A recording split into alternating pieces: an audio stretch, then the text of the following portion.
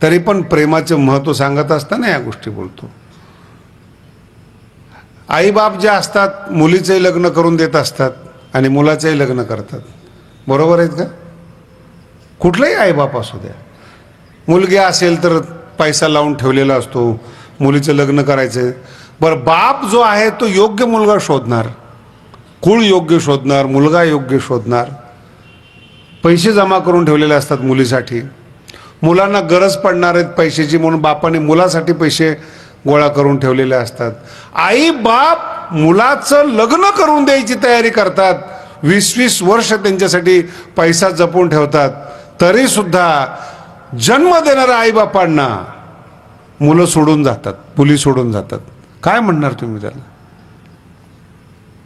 मी तर असं बघितलेत महाराज, मोठमोठ्या घराण्यातली लोक सुद्धा रोजंदारीवर काम करतात तर सोडून देतात घरदार।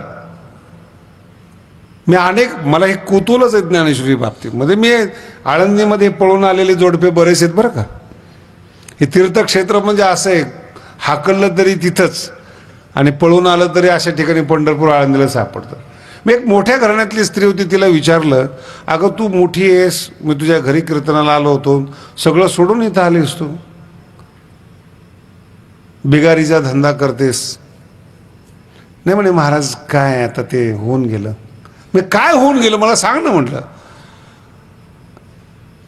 तिचं लग्न झालेलं होतं बरं का, अजूनही आहे आळंदीमध्ये। खोदून खोदून विचारलं, काही सांगत नव्हती ती। म्हणलं आता तुला हे तुझ्या घरामध्ये 10 नौकर, इथं येऊन तू बिगारीचं काम करते, शास्त्रीची सगळं बरोबर आहेत, तरी मी समाधानी आहे। म्हणलं का? प्रेमच आहे म्हणे, तर आता काय बोलणार मी तुम्हाला। ते अज्ञानी आहे, अशिक्षित आहे, तिला काही फार विश्लेषण करता येतं असं नाही। मी आपलं तिचं मन तपासत होतो। मग म्हणलं आता तुला इथं येऊन 4-5 वर्ष झालेत, कसं वाटतं तुला? काही वाटत नाही म्हणे, करण्याची आठवण येत नाही, काही नाही, काही नाही, चाललंय ते बरोबर चाललंय। काय बोलणार तुम्ही त्यांना? का पळून जातात लोक? अहो ग्रामीण भागातले तर जाऊ द्या, शहरातले तर जाऊ द्या, तुम्ही श्रीमंत लोकांनी राज्य सोडून दिलेले आहेत। पण हे क्वचित, माझा शब्द लक्षात, हे क्वचित, हे प्रेम सर्वांना उपलब्ध होत नाही। सगळे ज्ञानी माणसं आहेत, अशी वेडे माणसं क्वचित असतात। परमार्थामध्ये सुद्धा ज्ञानी संत भरपूर आहेत, प्रेम करणारा संत एखादा असतो। प्रवचन करतील, समाज गोळा करतील, आश्रम मोठा बांधतील, बोलणं सुंदर असेल, पण आतून ईश्वराशी निगडीत असतील हे काही जरुरी नाही।